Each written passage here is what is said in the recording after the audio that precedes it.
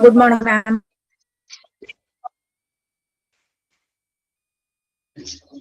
Yes, good morning.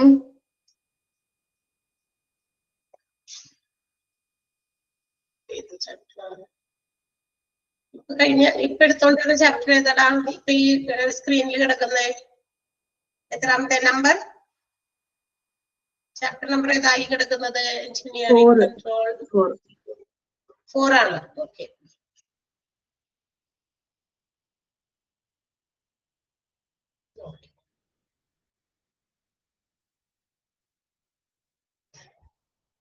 വന്ന എല്ലാവരും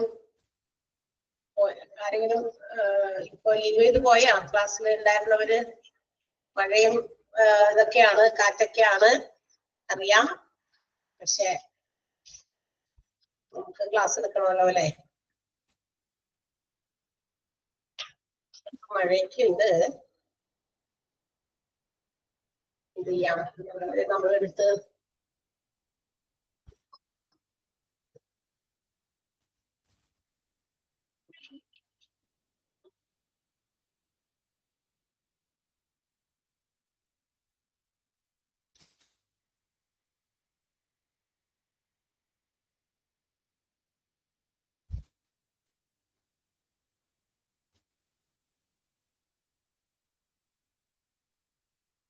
നമ്മളിവിടെ വരെയാണ് എടുത്തത്. കഴിഞ്ഞ ദിവസം ക്ലാസ്സില് general terms and conditions of employment അല്ലെ? ഒരു ജോലിയുമായി ബന്ധപ്പെട്ടിട്ട് നമ്മള് ജോലിക്ക് കയറുമ്പോ നമ്മൾക്ക് എന്താ പറയാ, ഒരു ഓഫർ ഓഫ് അപ്പോയിന്റ്മെന്റ് ചെയ്യാനുള്ള ഒരു ഓഫർ ലെറ്റർ ഒക്കെ വരുമ്പോ അതിന്റെ കൂടെ കുറെ എംപ്ലോയ്മെന്റുമായി റിലേറ്റ് ചെയ്തിരിക്കുന്ന കുറെ ടേംസ് ആൻഡ് കണ്ടീഷൻസ് അതിനകത്ത് പ്രൊവൈഡ് ചെയ്തിട്ടുണ്ടായിരിക്കും. അത് നമ്മൾ കഴിഞ്ഞ ക്ലാസ്സിൽ വായിച്ചതാണ്. എന്താ പറയാ, ടേംസ് ആൻഡ് കണ്ടീഷൻസ്. അതുപോലെ തന്നെ ആ പറഞ്ഞിരിക്കുന്ന terms and conditions should be read by the candidate. നമ്മൾ ശരിയായ രീതിയിൽ അത് വായിച്ചു നോക്കി മനസ്സിലാക്കിയിട്ടായിരിക്കണം അത് സൈൻ ചെയ്യേണ്ടത്. And if you have some suggestions you can also make them notice to the management. നമ്മൾ ഏതെങ്കിലും രീതിയിൽ നമുക്ക് ചില കാര്യങ്ങൾ ചിലപ്പോ പറ്റില്ല, അങ്ങനെയാണെങ്കിൽ നമുക്ക് സജഷൻസ് നടത്തണം മാനേജ്മെന്റിനോട്. So it is the responsibility or the right of the management whether to accept or reject that suggestion.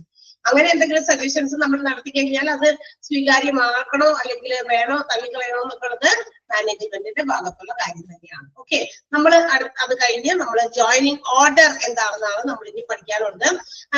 After receiving the offer of appointment, നമുക്ക് ഓഫർ ഓഫ് അപ്പോയിന്റ്മെന്റ് കിട്ടി. അത് കഴിഞ്ഞ് കഴിയുമ്പോൾ തന്നെ പെട്ടെന്ന് ചെയ്യേണ്ട കാര്യം എന്താണെന്ന് പറയുമ്പോൾ candidate should write confirm in writing. അത് താൻ എന്താ പറയാ, ഈ ഓർഡർ കിട്ടി, ഓഫർ ലെറ്റർ കിട്ടിയിട്ടുണ്ട് എന്നുള്ളത് മനസ്സിലാക്കുന്നതിന് വേണ്ടിയിട്ട് ഒരു എന്താ പറയാ സ്വന്തം കൈപ്പടയിൽ എഴുതി തയ്യാറാക്കിയ ഓഫർ ഓഫ് അപ്പോയിന്റ്മെന്റ് കിട്ടി എന്നുള്ള ഒരു കൺഫർമേഷൻ ലെറ്റർ അയക്കണം. ഇനി അങ്ങനെ ചെയ്യുമ്പോൾ he can either reject or ask. അതായത് നമുക്ക് ഈ പറയുന്ന കാര്യത്തിൽ എന്തെങ്കിലും, ഞാൻ നേരത്തെ പറഞ്ഞല്ലോ ടേംസ് ആൻഡ് കണ്ടീഷൻസ് ഉണ്ട്. If you have to make some modifications, ഇതിനകത്ത് എന്തെങ്കിലും മോഡിഫിക്കേഷൻ തനിക്ക് വേണ്ടി മാറ്റി തരണം, ഈ ടേംസ് ആൻഡ് കണ്ടീഷൻസ് ഏതെങ്കിലും ഒരെണ്ണം എനിക്ക് ഫോളോ ചെയ്യാൻ പറ്റുന്നില്ല, അക്സെപ്റ്റ് ചെയ്യാൻ പറ്റുന്നില്ല എങ്കിൽ നമുക്കത് വേണമെങ്കിൽ ചോദിക്കാം. അല്ല, എല്ലാം എനിക്ക് ഓക്കെ ആണെങ്കിൽ ഓക്കെ, എന്ത് ചെയ്യുന്നു, നമ്മൾ എഴുതി നമ്മൾ കൺഫർമേഷൻ നമ്മുടെ സിഗ്നേച്ചറിലൂടെ നമ്മൾ അവർക്ക് അറിയിക്കുന്നു.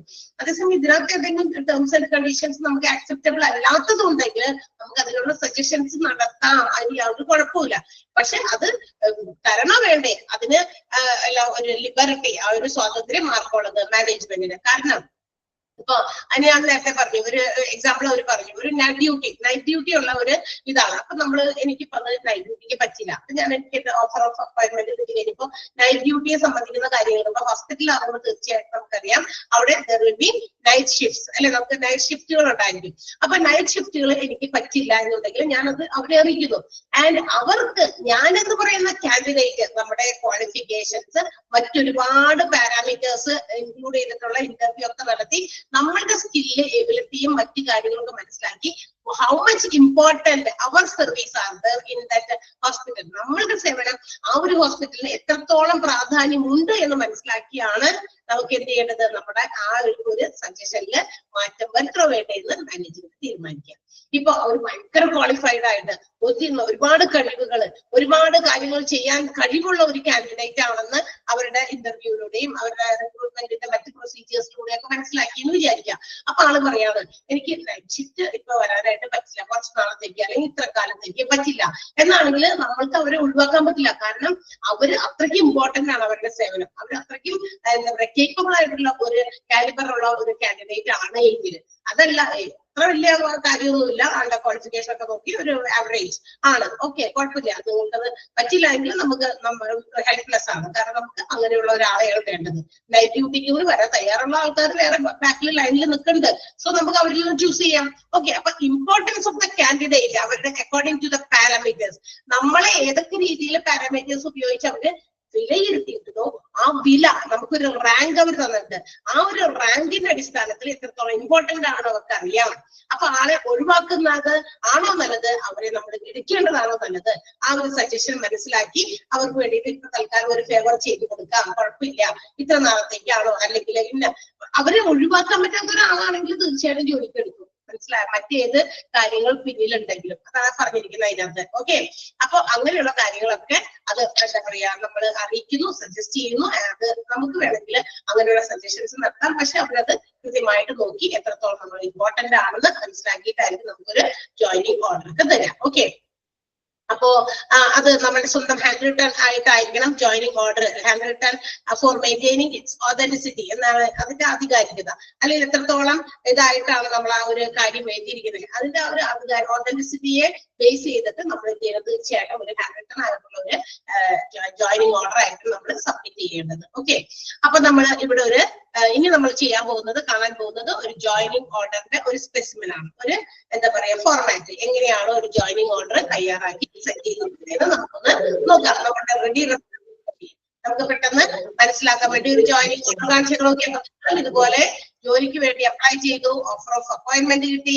അപ്പൊ നമ്മളും അത് നമ്മളുടെ കൺഫർമേഷൻ, ഞാൻ ജോലിക്ക് വരാൻ ഇന്ന ടേംസ് ആൻഡ് കണ്ടീഷൻസ് ഒക്കെ ആക്സെപ്റ്റ് ചെയ്യുന്നു, വരാൻ തയ്യാറാണ് എന്നുള്ള ജോയിനിങ് ഓർഡർ നിങ്ങൾക്കും എഴുതി തയ്യാറാക്കേണ്ടി വരുമ്പോൾ you can use this format. ഈ ഒരു ഫോർമാറ്റ് നമുക്ക് ഉപയോഗിക്കാം. എങ്ങനെയാണ് ജോയിനിങ് ഓർഡറിന്റെ format?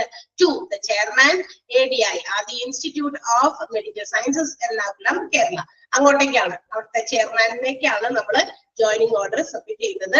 Through the general manager human resource മാനേജ്മെന്റിലെ, അതായത് അവിടുത്തെ ജനറൽ മാനേജർ ത്രൂ ആണ് ഈ ഒരു ജോയിനിങ് ഓർഡർ നമ്മൾ സമർപ്പിക്കുക. കാരണം ഹ്യൂമൻ റിസോഴ്സുകളെ മാനേജ് ചെയ്യുന്നത് അവിടുത്തെ ഹ്യൂമൻ റിസോഴ്സ് മാനേജ്മെന്റ് ആണ്, അല്ലെ? എംപ്ലോയീസിന്റെ കാര്യങ്ങളൊക്കെ, റിക്രൂട്ട്മെന്റ്, സെലക്ഷൻ, മറ്റു കാര്യങ്ങളൊക്കെ based on the decisions of human resource management. അതിന്റെ തീരുമാനങ്ങളൊക്കെ എടുക്കുന്നത് ഹ്യൂമൻ റിസോഴ്സ് മാനേജ്മെന്റ് ആണ്.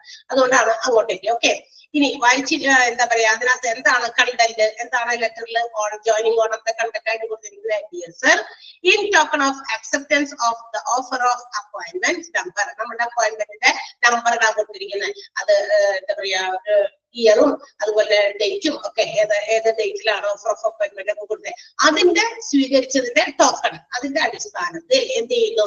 ആൻഡ് റിലേറ്റഡ് അപ്പോയിന്റ്മെന്റ് ലെറ്റർ, അതുമായി തന്ന അപ്പോയിന്റ്മെന്റ് ലെറ്ററും, ആ ലെറ്ററിനും ഒരു നമ്പർ ഉണ്ട്, ആ നമ്പർ കൊടുത്തിട്ടുണ്ട്. Address Krishna Bhavan, Perumpilavu, PO, Trichy district. Do hereby join your organization as public relations officer with effect from 20th April 2022. എന്താണ് നിങ്ങളുടെ എനിക്ക് എന്താ പറയാ അപ്പോയിന്റ്മെന്റ് ലെറ്ററും ഒക്കെ എന്താ പറയാ സെൻഡ് ചെയ്തതിന്റെ അടിസ്ഥാനത്തിൽ എന്റെ പേര്, അഡ്രസ്സും ഒക്കെ കൊടുത്തിട്ടുണ്ട്. അവിടെ ഇന്ന ആള്, ഞാൻ എന്ന് പറയുന്ന ഈ ആള് നിങ്ങളുടെ ഓർഗനൈസേഷനിൽ ആരായിട്ട് പബ്ലിക് റിലേഷൻസ് ഓഫീസർ ആയിട്ട് ജോയിൻ ചെയ്യാൻ എന്ത് ചെയ്യുന്നു, വരുന്നുണ്ട് എന്ന് മുതലാ വിത്ത് ഇഫക്റ്റ് ഫ്രം എന്നാണ് 20th April 2022 ആണ്. I have carefully gone through the rules and regulations of the organization. നിങ്ങൾ അവിടെ എഴുതിയിരിക്കുന്ന നിയമങ്ങളും മറ്റു കാര്യങ്ങളും, റൂൾസ് ആൻഡ് റെഗുലേഷൻസ് ഒക്കെ ഞാൻ നന്നായി വായിച്ചു നോക്കി. And I assure that I shall abide by the existing and future rules and regulations of the organization.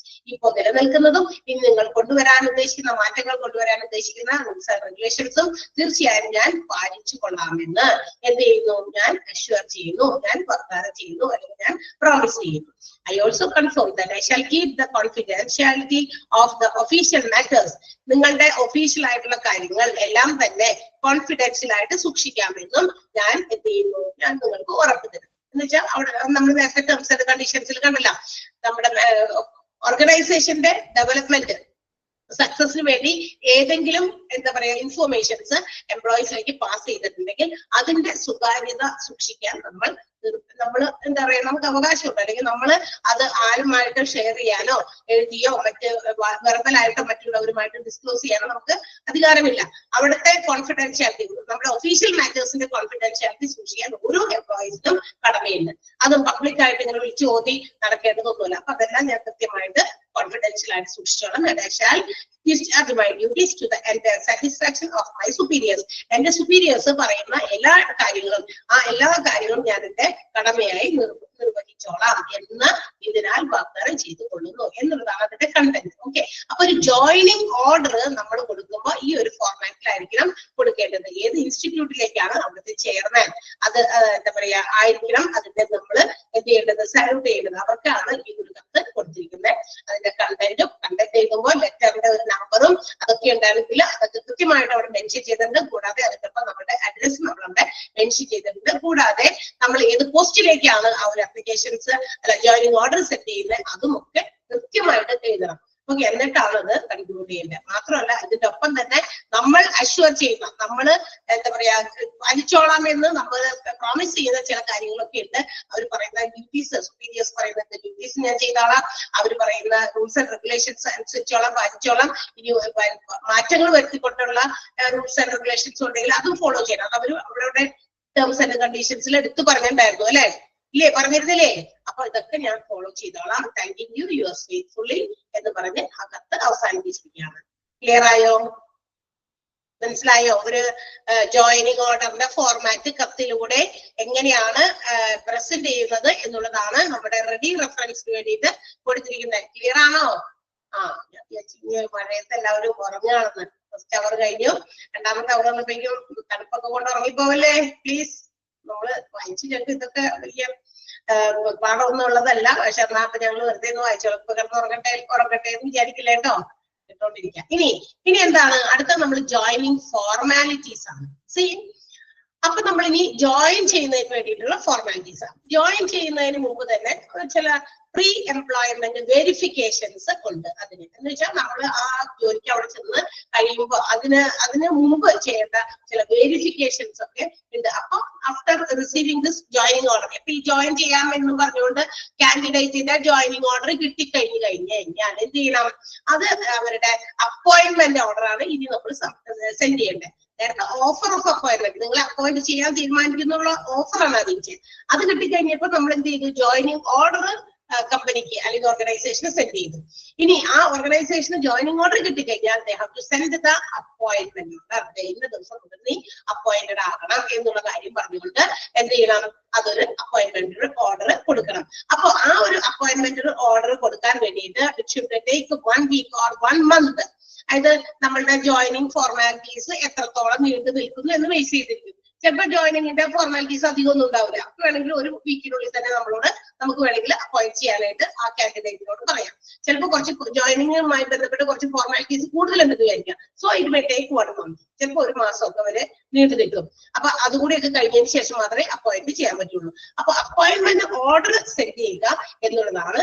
അത് ചിലപ്പോൾ ഒരു ആഴ്ചക്കോ അല്ലെങ്കിൽ 1 മാസത്തിനോ ഉള്ളിലൊക്കെ ആയിരിക്കും നമ്മൾ സെറ്റ് ചെയ്യുക. It is based on the joining formalities. Joining ഫോർമാലിറ്റീസിന്റെ ആ ഒരു കാലാവധി അത് കംപ്ലീറ്റ് ചെയ്യുന്നതുമായി ബന്ധപ്പെട്ടായിരിക്കും ആ ഒരു അപ്പോയിന്റ്മെന്റ് ഓർഡർ ഇഷ്യൂ ചെയ്യുന്നത്. ഓക്കെ, ഇപ്പൊ അങ്ങനെ വരുമ്പോ നമ്മൾ അതിനുള്ളിൽ എന്ത് ചെയ്യണം? പ്രീ എംപ്ലോയ്മെന്റ് ആയിട്ടുള്ള വെരിഫിക്കേഷൻസ് എല്ലാം നടത്തിയിരിക്കണം. ആ പറയുന്ന കാൻഡിഡേറ്റിന്റെ സർട്ടിഫിക്കറ്റ്സ് ഒക്കെ വെരിഫൈ ചെയ്യുന്നു, അവരുടെ സാക്ഷ്യപത്രങ്ങളൊക്കെ ടെസ്റ്റിമോണിയൽസ് ഒക്കെ ഉണ്ടെങ്കിൽ അത് നോക്കുന്നു, അവര് ലാസ്റ്റ് ഡ്രോൺ സാലറി നേരത്തെ എവിടെയെങ്കിലും ജോലി ചെയ്തിട്ട് ആ ആള് അന്നേരം അവിടെ കിട്ടിയിരുന്ന സാലറി അതെത്രയാണെന്ന് അത് നോക്കുന്നു. പിന്നെ പ്രീ എംപ്ലോയ്മെന്റ് മെഡിക്കൽ ചെക്കപ്പ് ഒക്കെ ചില ആളുകൾക്ക് ചില ജോലിക്കൊക്കെ കയറുന്ന സമയത്ത് നമ്മളുടെ മെഡിക്കൽ ചെക്കപ്പ് നടത്തിയിട്ട് നമ്മളെ റിക്രൂട്ട് ചെയ്യുള്ളൂ. ഓക്കെ, അപ്പോയിന്റ് ചെയ്യുന്നു. അപ്പൊ അങ്ങനെയുള്ള കാര്യങ്ങളൊക്കെ ഉണ്ടെങ്കിൽ അതിന്റെ ഡീറ്റെയിൽസ് ഒക്കെ ഉണ്ടെങ്കിൽ അതൊക്കെ ചെക്ക് ചെയ്യുന്നു.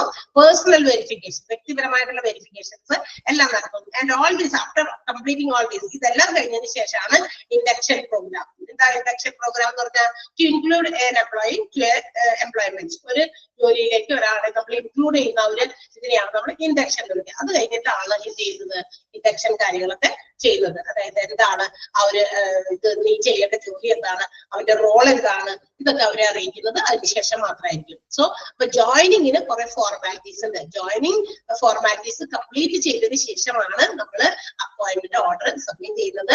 So it may take 1 week or 1 month. അതിന് വേണ്ടിയിട്ട് 1 മാസമോ അല്ലെങ്കിൽ ഒരാഴ്ചയോ ഒക്കെ ആയിരിക്കും എടുക്കുക. അതിന്റെ ഫോർമാലിറ്റീസിനെ ബേസ് ചെയ്തിട്ടായിരിക്കും ഉണ്ടാകുക.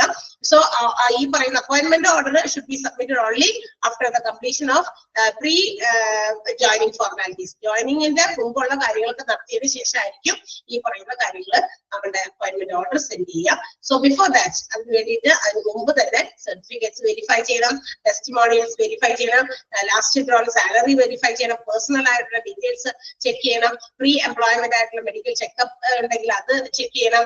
ഓക്കെ, അങ്ങനെയുള്ളതെല്ലാം കഴിഞ്ഞതിന് ശേഷം induction programmes will be done through section wise. അതായത് ഓരോ സെക്ഷനിലേക്ക് ഓരോരോ കാൻഡിഡേറ്റ്സിനെ എവിടേക്കാണോ എംപ്ലോയ് ചെയ്യിപ്പിക്കുന്നത് അവർക്ക് സെക്ഷൻ വൈസ് ഉള്ള എന്ത് ചെയ്യുന്നു, ഇൻഡക്ഷൻസ് നടത്തുന്നു.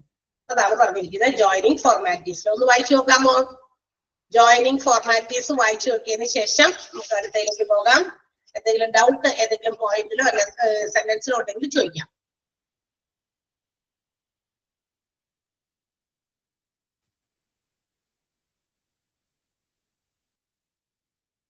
അതില് നമ്മൾ ഈ സെന്റൻസ് അണ്ടർലൈൻ ചെയ്യാം. Once the joining order is obtained from the aspirant. ജോലിക്ക് വേണ്ടി അന്വേഷിക്കുന്ന ജോബ് ആസ്പിരൻസിൽ നിന്ന് നമ്മൾ ജോയിനിങ് ഓർഡർ കിട്ടിക്കഴിഞ്ഞാൽ ഇഷ്യൂൻസ് ഓഫ് അപ്പോയിന്റ്മെന്റ് ഓർഡർ ആണ് ഇത് നടത്തുക. അത് for a period of 1 week or to 1 month based on the completion of all the joining formalities. എല്ലാ ജോയിനിങ് ഫോർമാലിറ്റീസും കംപ്ലീറ്റ് ചെയ്തതിനു ശേഷം അതിന്റെ ബേസിസിൽ 1 ആഴ്ചയ്ക്കോ അല്ലെങ്കിൽ 1 മാസത്തിനോ ഉള്ളിലായിരിക്കും അപ്പോയിന്റ്മെന്റ് ഓർഡർ സെൻഡ് ചെയ്യുക. അതൊന്ന് അണ്ടർലൈൻ ചെയ്യാം. സെന്റൻസ് വൺസ് എന്ന് തുടങ്ങി.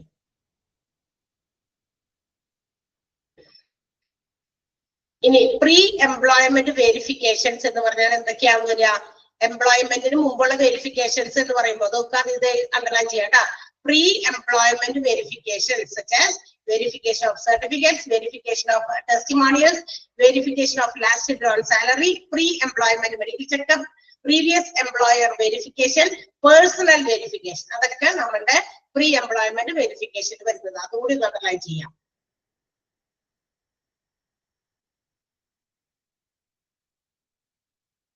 മനസ്സിലായോ? അണ്ടർലൈൻ ചെയ്തില്ലേ അത് കാര്യങ്ങളെല്ലാം? 2 സെന്റൻസ് ആണ് അണ്ടർലൈൻ ചെയ്യാൻ പറഞ്ഞത്.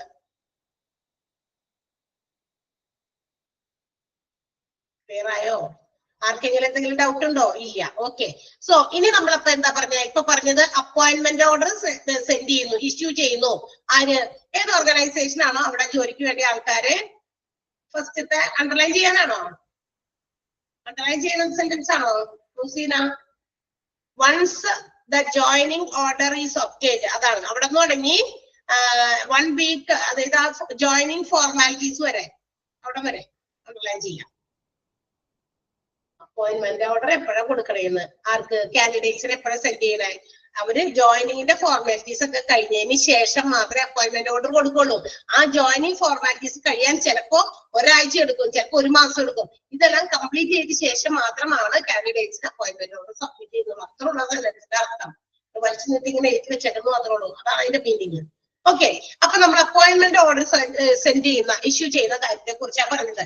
അപ്പൊ അങ്ങനെയാണെങ്കിൽ we have to check the specimen of a appointment letter. ഒരു അപ്പോയിന്റ്മെന്റ് ലെറ്ററിന്റെ ഒരു സ്പെസിമെൻ ആണ് അപ്പൊ ഇനി നമുക്ക് വേണ്ടി കൊടുത്തിരിക്കുന്നത്. എല്ലാവരും ഓരോ joining order, offer of appointment, ഓരോന്നിനും ഓരോ ഫോർമാറ്റ് ഉണ്ട്.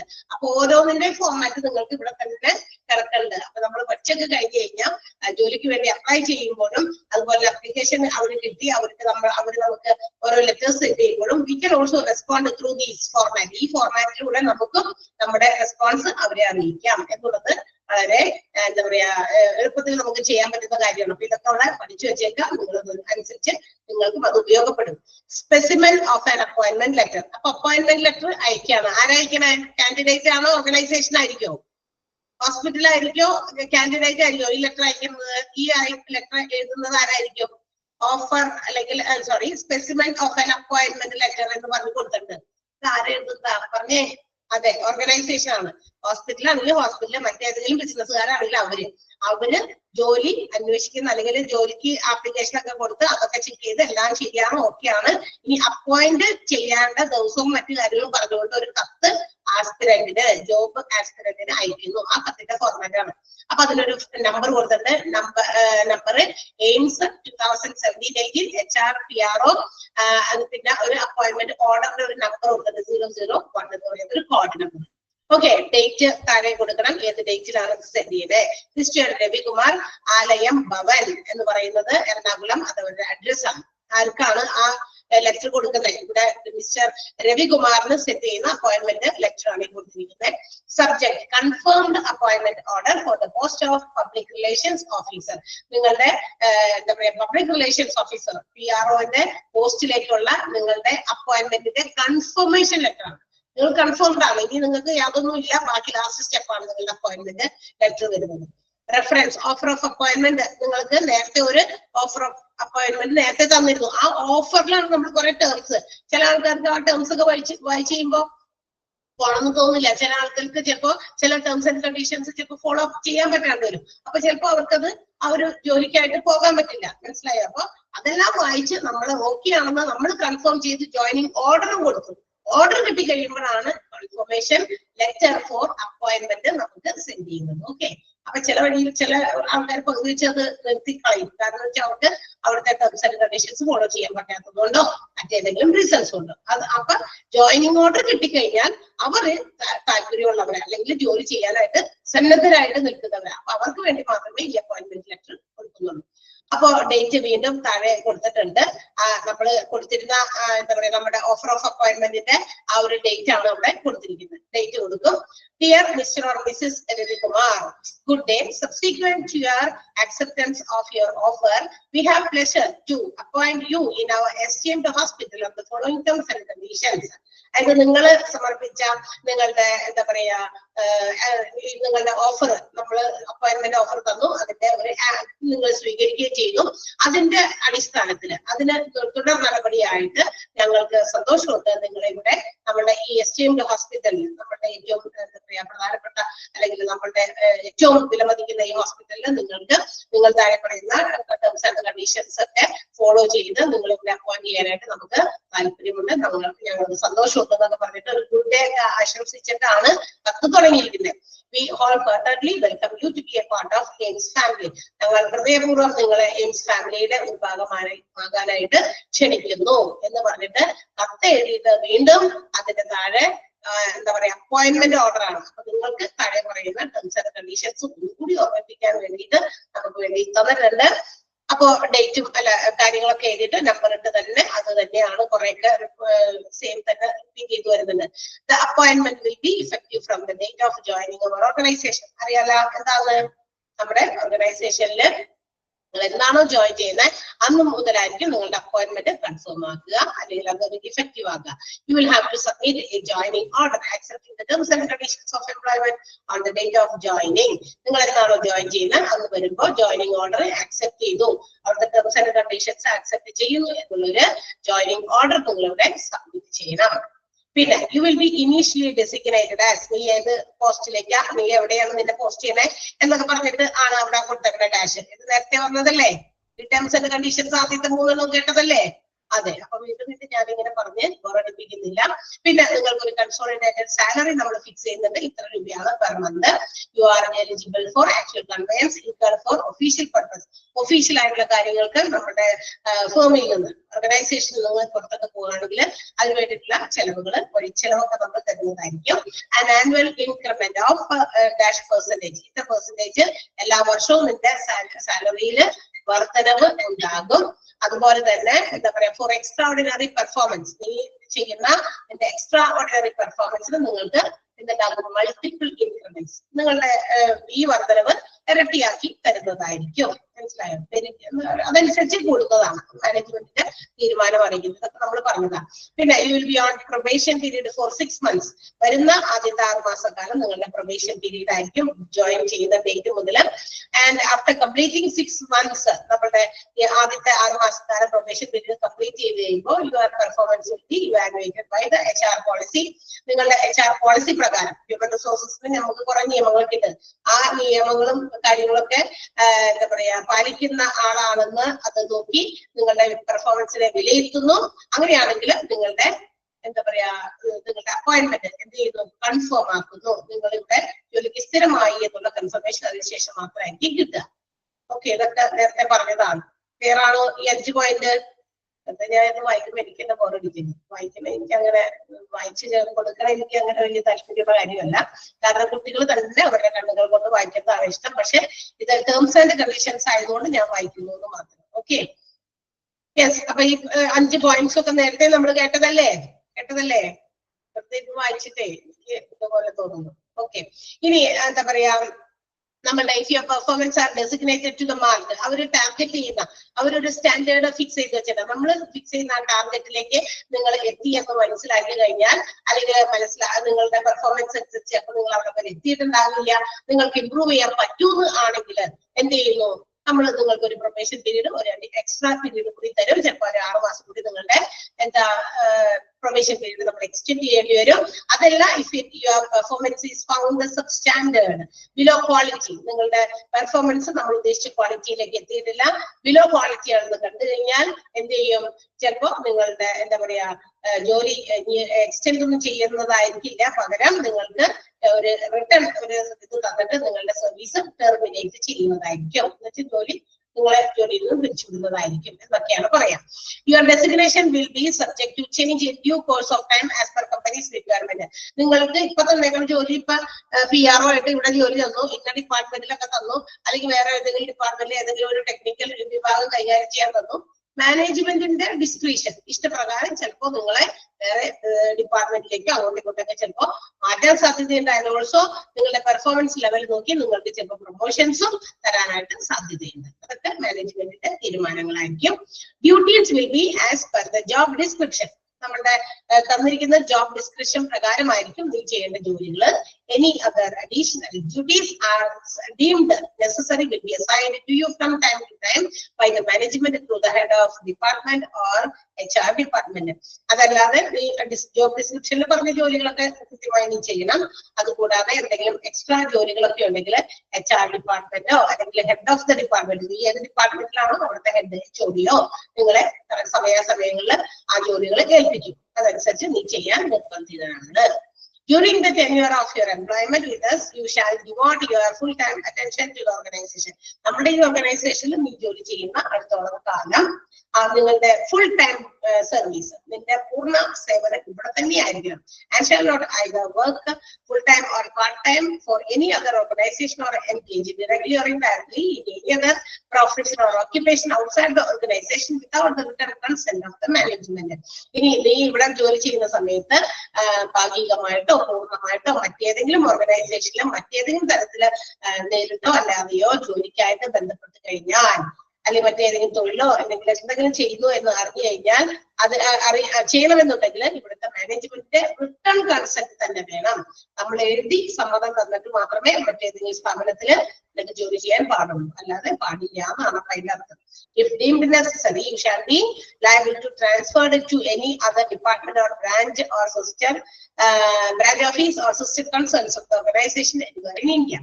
ചിലപ്പോൾ നമ്മളുടെ ഓർഗനൈസേഷന്റെ തീരുമാനം അനുസരിച്ച്, മാനേജ്മെന്റിന്റെ തീരുമാനം അനുസരിച്ച് ചിലപ്പോൾ നിന്നെ ഇന്ന ഡിപ്പാർട്ട്മെന്റിൽ നിന്ന് വേറൊരു ഡിപ്പാർട്ട്മെന്റിലേക്കോ മറ്റേതെങ്കിലും ബ്രാഞ്ചിലേക്കോ അല്ലെങ്കിൽ സഹോദര സ്ഥാപനം ഏതെങ്കിലും സ്ഥാപനങ്ങള് ഇന്ത്യയുടെ ഉള്ളിൽ വേറെ ഏതെങ്കിലും നാട്ടിലോ ഒക്കെ ഉണ്ടെങ്കിൽ ചിലപ്പോൾ നിനക്കും അവിടെയും അത്യാവശ്യമായിട്ട് ചിലപ്പോൾ ജോലി ചെയ്യേണ്ടതായിട്ട് വരും. അങ്ങനെയാണെങ്കിൽ നീ അതിനും ബാധ്യസ്ഥനാണ്.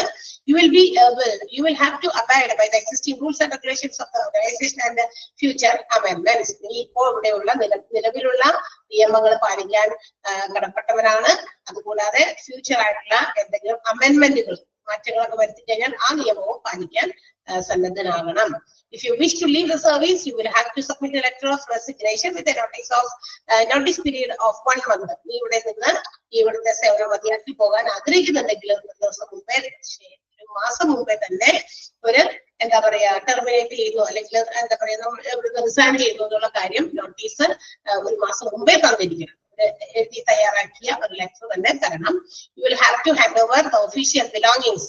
നിന്റെ ഓഫീസ് സംബന്ധമായിട്ടുള്ള എന്തെങ്കിലും സാധനങ്ങളൊക്കെ നിന്റെ കയ്യില് നമ്മുടെ ഈ ഓർഗനൈസേഷൻ്റെ ഉണ്ടെങ്കിൽ അത് ആരൊക്കെയാണോ നമ്മുടെ ഓർഗനൈസേഷൻ കാണിച്ച് തരുന്ന ആ ഡെസിഗ്നേറ്റഡ് പേഴ്സണ് നീ ഹാൻഡ് ഓവർ ചെയ്യണം. നിന്റെ ഡ്യൂട്ടീസ്, റെസ്പോൺസിബിലിറ്റീസ് നിനക്ക് നിന്റെ കയ്യിൽ തന്നിരിക്കുന്ന ഓഫീസ് സംബന്ധമായ എന്ത് സാധനമാണെങ്കിലും സാധന സംഘടന വസ്തുക്കളെല്ലാം തന്നെ ആ പറയുന്ന മാനേജ്മെന്റ് കാണിക്കുന്ന ആൾക്ക് hand over ചെയ്യണം. You have to also obtain no-due certificate from each department countersigned by the HR department. ഇനി HR ഡിപ്പാർട്ട്മെന്റിന്റെ കയ്യിൽ നിന്ന് പ്രത്യേകം സൈൻ വാങ്ങിച്ച നോ ഡ്യൂ സർട്ടിഫിക്കറ്റ് ഉണ്ടായിരുന്നു. എന്ന് വെച്ചാൽ നീ ഈ ഒരു സാധനം ഇവിടെ തരാനൊന്നുമില്ല, ഒരു സർട്ടിഫിക്കറ്റോ മറ്റെന്തെങ്കിലും സാധനമോ എല്ലാം നീ ഇവിടെ തിരിച്ചേൽപ്പിച്ചിട്ടുണ്ട് എന്നുള്ള no due certificate HR manager ഒപ്പിട്ടെന്ന് തന്നെ തരണം. എന്നുവെച്ചാൽ ദൈവന്റെ എല്ലാ സാധനവും ഇവിടെ ഏൽപ്പിച്ചിട്ടുണ്ട്, ഇവൻ യാതൊന്നും ഇങ്ങോട്ട് തിരിച്ചു തരാനില്ല എന്നുള്ളത്. Once the HR releases no dues, your accounts will be settled from the Department of Finance. നിന്റെ നോ ഡ്യൂസ് എന്ന് പറയുന്ന ഒരു സംഭവം HR മാനേജർ അല്ലെങ്കിൽ HR ഡിപ്പാർട്ട്മെന്റ് കൺഫേം ചെയ്ത് കഴിഞ്ഞാൽ നിന്നെ റിലീസ് ചെയ്യുന്നതായിരിക്കും. നിന്റെ അക്കൗണ്ട്സ് എല്ലാം സെറ്റിൽ ചെയ്യുന്നതായിരിക്കും. ആര്? Department of finance. സാമ്പത്തിക ഇടപാടുകളൊക്കെ നടത്തുന്ന ഡിപ്പാർട്ട്മെന്റ് അതെല്ലാം സെറ്റിൽ ചെയ്യുന്നതായിരിക്കും. ഇവിടെ വരെ മനസ്സിലായോ? അതൊക്കെ നേരത്തെ പറഞ്ഞതല്ലേ? പുതിയതേതെങ്കിലും കയറി വന്നോ? ഇല്ല. ഇത് ഇടയ്ക്കിടയ്ക്ക് ഓർമ്മിപ്പിക്കണം. എന്തിനാണ് നമ്മൾ വിചാരിക്കുക എല്ലാ ലെറ്ററിലും ഈ ടേംസ് ആൻഡ് കണ്ടീഷൻസ് എന്തിനാന്ന്. ഇനിയും ആരെങ്കിലും ഏതെങ്കിലും ടേംസ് ആൻഡ് കണ്ടീഷൻസ് വായിച്ചില്ല എങ്കിൽ വീണ്ടും വീണ്ടും വായിക്കാൻ വേണ്ടിയിട്ടാണ്. കാരണം അതിനകത്ത് ഉള്ളിൽ കയറി അപ്പോയിന്റ്മെന്റ് ഒക്കെ നടത്തി ഉള്ളിൽ കയറി കഴിഞ്ഞിട്ട് അയ്യോ എനിക്ക് ഇന്നത് വേണം, ഞാൻ ഇതൊന്നും ഫോളോ ചെയ്യില്ല, ഇതെന്നെ കൊണ്ട് പറ്റുന്നതല്ല എന്നൊക്കെ പറഞ്ഞ് അതിന്റെ അകത്തോട്ട് കയറിയിട്ട് നമ്മൾക്ക് ജോലി കിട്ടി അതിനകത്തോട്ട് കയറിയിട്ട് നമ്മൾ അവിടെ കിടന്ന് എന്താ പറയാ ഡിസ്റ്റർബ് ആകാതിരിക്കാൻ വേണ്ടിയിട്ടാണ് ഈ പറയുന്ന കാര്യങ്ങളൊക്കെ ചെയ്യിപ്പിക്കണേ. പക്ഷെ നമ്മൾ ഇതിന്റെ അകത്ത് പകുതിയും മുക്കാലും ഒന്നും വായിക്കില്ല.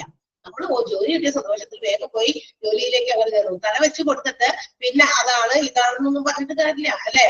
അതൊക്കെ നമ്മൾ വായിച്ചെടുക്കുന്നത് നമ്മളുടെ റെസ്പോൺസിബിലിറ്റി ആണ്. അതുപോലെ എന്ത് സാധനമാണെങ്കിലും എന്ത് കിട്ടിക്കഴിയുമ്പോൾ നമ്മുടെ കയ്യിൽ കിട്ടുന്ന ചില പേപ്പേഴ്സ് ഒക്കെ കൃത്യമായിട്ട് വായിച്ചു നോക്കി അതൊക്കെ സൈൻ ചെയ്യുന്നതിന് മുമ്പാണെങ്കിൽ തീർച്ചയായിട്ടും അത് വ്യക്തമായിട്ട് വായിക്കുക, അല്ലെങ്കിൽ മനസ്സിലാകാത്തവയിൽ ആരെ കൊണ്ടെങ്കിലും വായിപ്പിക്കാം. അങ്ങനെയൊക്കെ ചെയ്തിട്ടാണ് നമ്മൾ ഇതിന് സൈൻ ചെയ്യാൻ പോകുന്നത് അല്ലെ? അപ്പൊ അതൊക്കെ ഇതിന്റെ ഒരു ഭാഗമാണ്. ഇവിടെയും അങ്ങനെയുള്ള കാര്യങ്ങൾ നമ്മൾ ശ്രദ്ധിക്കണം. The company can discontinue your service by giving 1 month notice or 1 month salary in lieu of notice without assigning any reason whatsoever. അപ്പൊ നിങ്ങൾക്ക് ഏതെങ്കിലും രീതിയിൽ ഇവിടെ എന്താ പറയാ നിങ്ങളുടെ സേവനം എന്താ പറയാ വേണ്ട എന്ന് ഡിസ്കണ്ടിന്യൂ ചെയ്യാനാണെങ്കിൽ ഒരു 1 month നോട്ടീസ് അല്ലെങ്കിൽ കൊടുക്കണം. അതുകൂടാതെ തന്നെ ചിലപ്പോ നിങ്ങളെ ഇതുപോലെ തന്നെ പിരിച്ചുവിടുന്ന എന്തെങ്കിലും കാരണങ്ങളാലൊക്കെ നിങ്ങൾക്ക് പോകേണ്ടി വന്നു കഴിഞ്ഞാൽ ചിലപ്പോ ഒരു 1 month ലീവ് ഇൻ സാലറി എന്ന് വെച്ചാൽ നിങ്ങളുടെ സാലറി എത്രയൊക്കെയാണോ ഇനി അവിടെ ബാക്കി തരാനായിട്ട് അതുവരെയുള്ള ജോലിയുടെ ആ സാലറി ഒക്കെ കണക്കാക്കി നോക്കി അത് നിനക്ക് തന്ന് നിനക്ക് ഒരു എന്താ പറയുക നോട്ടീസും തരാതെ ഒരു റീസൺ ഒന്നും പറയാതെ ചിലപ്പോ പിരിച്ചുവിട്ടേക്കാം എന്നാണ്. ഓക്കെ, അങ്ങനെയൊക്കെയാണ് പറഞ്ഞിരിക്കുന്നത്. All official information passed on to you are successful for the successful execution of the duties have to be kept strictly confidential and shall not disclose the same orally or written to any individual or concern which will be treated as a breach of employment. ഇവിടുത്തെ നമ്മുടെ ഓർഗനൈസേഷന്റെ successful execution എന്ന് വെച്ചാൽ നമ്മുടെ സ്ഥാപനത്തിന്റെ കൃത്യമായ കാര്യങ്ങൾ കടമകളൊക്കെ നിർവഹിക്കുന്നതിന് വിജയകരമായി പൂർത്തിയാക്കുന്നതിന് വേണ്ടിയിട്ട് എന്തെങ്കിലും തരത്തിലുള്ള ഇൻഫർമേഷൻസ് നിന്നിലേക്ക് പാസ് ചെയ്തിട്ടുണ്ടെങ്കിൽ ഇതിൽ പറയുമ്പോൾ ഒരാളോടല്ല കേട്ടാ, എല്ലാവർക്കും ഈ പറയുന്ന ടേംസ് ആൻഡ് കണ്ടീഷൻസ് എല്ലാ കാൻഡിഡേറ്റ്സിനും കൊടുക്കും. അപ്പൊ നിങ്ങൾക്ക് ഓരോരുത്തർക്കും തന്നിരിക്കുന്ന എന്തെങ്കിലും ഇൻഫർമേഷൻസ് നമ്മുടെ ഓർഗനൈസേഷന്റെ സക്സസിന് വേണ്ടി തന്നിട്ടുണ്ടെങ്കിൽ അത് സ്ട്രിക്ട്ലി കോൺഫിഡൻഷ്യൽ ആയിരിക്കും. നമ്മുടെ അതിന്റെ സ്വകാര്യത സൂക്ഷിക്കാൻ നീ ബാധ്യസ്ഥനാണ്. അത് മറ്റുള്ളവരോട് എഴുതിയോ വാങ്ങോട്ടോ പറഞ്ഞ് ആളുകളോടോ മറ്റേതെങ്കിലും ബിസിനസ്സുകാരോടൊക്കെ പറഞ്ഞ് ചെയ്തു കഴിഞ്ഞാൽ അങ്ങനെ എന്തെങ്കിലും ഒക്കെ ഉണ്ടെങ്കിൽ അതെന്തായാലും കണക്കാക്കും ബ്രീച്ച് ഓഫ് എംപ്ലോയ്മെന്റ്, തൊഴിലിന്റെ ലംഘനമായിട്ടായിരിക്കും കണക്കാക്കപ്പെടുക.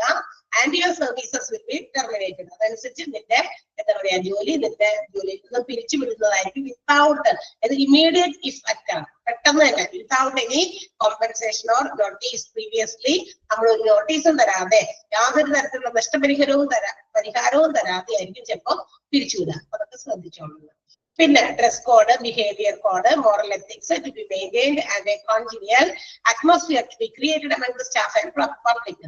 പുറത്തുനിന്ന് വരുന്ന ആൾക്കാർ നമ്മുടെ ഓർഗനൈസേഷനെ വിസിറ്റ് ചെയ്യുന്ന, ഇപ്പൊ ഹോസ്പിറ്റലാകുമ്പോൾ പേഷ്യൻസിന്റെ റിലേറ്റീവ്സ്, അങ്ങനെയുള്ള ബൈസ്റ്റാൻഡേഴ്സ് ഒക്കെ വരും. അവരോടുള്ള പെരുമാറ്റം അല്ലെ, അതുപോലെ തന്നെ മറ്റ് ഹോസ്പിറ്റലിന്റെ അധികൃതരോടും സ്റ്റാഫിനോടുമുള്ള പെരുമാറ്റം, അതിന്റെ കാര്യത്തിൽ മോറൽ എത്തിക്സ്, നമ്മുടെ ധാർമ്മികമായിട്ടുള്ള ചില ധർമ്മങ്ങളും ദൗത്യങ്ങളും ഒക്കെ ഉണ്ട്, ആ കാര്യങ്ങള്. പിന്നെ നമ്മുടെ ബിഹേവിയറൽ കോഡ്, അതുപോലെ തന്നെ നമ്മുടെ ഡ്രസ് കോഡ്, ഇതിലൊക്കെ മാന്യത സൂക്ഷിച്ചോളണം. The employee should not demand or accept any kind of gifts in cash or in kind from any client or customer, which will be treated as seriously and immediately termination, and other proceedings will follow. യാതൊരു കാരണവശാലും ഇവിടെ വരുന്ന ക്ലയൻസിന്റെ കയ്യിൽ നിന്നോ കസ്റ്റമേഴ്സിന്റെ കയ്യിൽ നിന്നോ gift cash ആയിട്ടോ kind ആയിട്ടോ, വസ്തുക്കളായിട്ടോ ക്യാഷ് ആയിട്ടോ വാങ്ങിക്കാൻ പാടുള്ളതല്ല. അങ്ങനെ എങ്ങാനും വാങ്ങിച്ചാൽ അത് സീരിയസ് ആയിട്ട് ട്രീറ്റ് ചെയ്യുന്നു. അത്തരം സംഭവങ്ങൾ വളരെ സീരിയസ് ആയിട്ട് എടുക്കുകയും അത് നിങ്ങളുടെ ജോലി പിരിച്ചുവിടലിലേക്ക് നയിക്കും. അതുപോലെ തന്നെ അതിന്റെ ശേഷം ഉണ്ടാകുന്ന ചില പ്രൊസീഡിങ്സ്, അതിനുശേഷം ഉണ്ടാകുന്ന നടപടികളും നിങ്ങൾ സ്വീകരിക്കാൻ തയ്യാറായിക്കൊള്ളണം. Insubordination with superiors or reporting authority and dragging of new entrants will not be allowed under any circumstances and shall be treated as per rules and regulations. നിങ്ങളുടെ സബോർഡിനേറ്റ്സുമായിട്ടുള്ള നിങ്ങളുടെ ജോലിയുടെ ഇടയിൽ, അതുപോലെ തന്നെ സുപ്പീരിയേഴ്സിനോട് പെരുമാറുന്ന രീതിയിലൊക്കെ നമ്മളൊരു എന്താ പറയാ, അതിൻ്റെതായ ഒരു മാന്യത കീപ്പ് ചെയ്യണം. പുതിയ എൻട്രൻസ്, പുതിയ ആളുകൾ ജോലിക്കായിട്ട് വരുമ്പോ അവരെ റാങ്ക് ചെയ്യാനൊന്നും പാടുള്ളതല്ല. അങ്ങനെ എന്തെങ്കിലും സാഹചര്യങ്ങളൊക്കെ ഉണ്ടായി കഴിഞ്ഞാൽ അത് റൂൾസ് ആൻഡ് റെഗുലേഷൻസിന് എഗെയിൻസ്റ്റ് ആയിട്ടായിരിക്കും നടപ്പിലാക്കുക. This employer is a job security for talented and committed employees. ഈ ജോലി ആർക്ക് വേണ്ടിയിട്ടുള്ളതാ? വളരെ ടാലന്റഡ് ആയിട്ടുള്ള, കഴിവുള്ള, കമ്മിറ്റഡ് ആയിട്ടുള്ള ആൾക്കാർക്ക് വേണ്ടിയിട്ടുള്ളതാണ്. അപ്പൊ ഇതെല്ലാം പാലിക്കാൻ ഇങ്ങനെ കഴിവും കമ്മിറ്റ്മെന്റും ഒക്കെ ഉള്ള ആൾക്കാർ വന്നാൽ മതി എന്ന് മനസ്സിലായോ? ഒപ്പിടാനായിട്ട് പോകുന്നതിന് മുമ്പേ അവനവൻ കുഴിക്കുന്ന കുരുക്കൾ വീഴുന്നുള്ള പാട്ട് ഓർക്കുക. അപ്പൊ അതൊക്കെ ഓർത്തിട്ട് എന്ത് ചെയ്യാ, ഈ ഒപ്പിടണോ വേണ്ടേ തീരുമാനിക്കാം. അല്ലാണ്ട് കൊണ്ടുപോയി തലവെച്ച് കൊടുത്ത അവസാനം അയ്യോ പറ്റില്ല, അതാണ് ഇത് എന്നൊക്കെ പറഞ്ഞു കഴിഞ്ഞാൽ പറ്റില്ല. അപ്പൊ കമ്മിറ്റഡ് ആയിട്ടുള്ള എംപ്ലോയീസിനെ നമുക്ക് മതി, അല്ലാത്തവര് വേണ്ടവരെന്താ ഓക്കെ. അതല്ലാതെ അത്രയും ഒരുപാട് ആൾക്കാർ പുറത്തുണ്ട്, വേറെയും ആളുകൾ കിട്ടുമെന്ന് ഓർഗനൈസേഷന് നല്ല ഉറപ്പുണ്ട്. അതുകൊണ്ട് ഒത്തിരി ടേംസ് ആൻഡ് കണ്ടീഷൻസ് അവര് എഴുതി വയ്ക്കും. അതെല്ലാം ഫോളോ ചെയ്യാൻ, വളരെ എന്താ പറയാ സിൻസിയർ ആയിട്ട് ജോലി ചെയ്യാൻ, കമ്മിറ്റ്മെന്റോടുകൂടി ജോലി ചെയ്യാൻ ടാലന്റഡ് ആയിട്ടുള്ള ആൾക്കാരെ ഇഷ്ടം പോലെ കിട്ടും. കാരണം ഇന്ന് വിദ്യാഭ്യാസം എന്ന് പറയുന്നത് ഒരു കുറവുമല്ല. ഇഷ്ടംപോലെ ആളുകൾ വിദ്യാഭ്യാസ സമ്പന്നരായിട്ടുള്ള ആൾക്കാർ നമ്മുടെ പുറത്തുണ്ട്. ചില ആളുകളൊക്കെ പരിചയപ്പെടുമ്പോൾ വെറുതെ നടക്കാം, ഒന്നും ചെയ്യുന്നില്ല. ക്വാളിഫിക്കേഷൻ ഒക്കെ ചോദിച്ചു കഴിയുമ്പോൾ ഭയങ്കര വലിയ ഡിഗ്രി ഒക്കെ പറയുന്നുണ്ട്. അവരുടേതായ ആ ഒരു ക്വാളിഫിക്കേഷൻ ഈക്വൽ ആയിട്ടുള്ള ജോലി കിട്ടാതെ വരുമ്പോ അങ്ങനെ പോകാത്തവരുണ്ട് അല്ലെ. പിന്നെ ചില ഒരുപാട് ശ്രമിച്ചിട്ടും കിട്ടാത്തവരുണ്ട്. നമുക്ക് ജോലിക്ക് ക്വാളിഫിക്കേഷന്റെ ആ തട്ടുകൾ ഇങ്ങനെ കൂടി പൊങ്ങി വന്നത് മാത്രം കാര്യമായില്ല. ഞാൻ മിക്ക ക്ലാസ്സുകളിലും പറയുന്നത് അതാ. നമ്മൾ എത്രത്തോളം ക്വാളിഫിക്കേഷൻസ് ഉണ്ട്, ഒരുപാട് സർട്ടിഫിക്കറ്റ്സ് നമ്മളിങ്ങനെ ഫയലുകളിൽ തൂക്കി തന്നാൽ മാത്രം പോലെ നമ്മുടെ സ്മാർട്ട്നെസ്, നമ്മുടെ വില്ലിങ്നെസ്, നമ്മളുടെ ആ ഒരു ജോലി നേടാനുള്ള ആ ഒരു എന്താ പറയാ ഒരു ഭയങ്കരമായ ഒരു ത്വര, അതൊക്കെ ഉണ്ട് അല്ലെ. അതൊക്കെ അതിന്റെ ഒരു ഭാഗമാണ്. ഇതെല്ലാം ഉള്ള ആളുകളെയാണ് കമ്പനികൾക്കും ഓർഗനൈസേഷൻസിനും ആവശ്യം. പണ്ടൊക്കെ ഒരു ഫുൾ മാർക്ക് കിട്ടിയ അതൊന്നും ഇല്ല ഇപ്പൊ, അതൊക്കെ മാറി. അത്തരം ഒരു കാര്യങ്ങളെ മാറി. ഒരുപാട് എല്ലാ വിഷയങ്ങൾക്കും ഫുൾ A+ 10 വാങ്ങിച്ചു, +2 ഫുൾ A+ വാങ്ങിച്ചു. ഇത് മാത്രം കൊണ്ടൊന്നും ഒരു കാര്യം നടക്കില്ല. ഇതെല്ലാം നമ്മൾ പിന്നീട് നമ്മളുടെ ജീവിതത്തിലേക്ക് വരുമ്പോ ജോലിക്കായിട്ട് പ്രാക്ടിക്കലായിട്ട് അത് ചെയ്യാൻ കഴിവുള്ള ആളുകൾ ഒക്കെ ഉണ്ടെന്ന് തെരഞ്ഞെടുക്കും. അവിടെയാണ് നമ്മളുടെ എന്താ പറയാ നമ്മളെ സെലക്ട് ചെയ്യണോ വേണ്ടതെന്ന് അവര് തീരുമാനിക്കാം.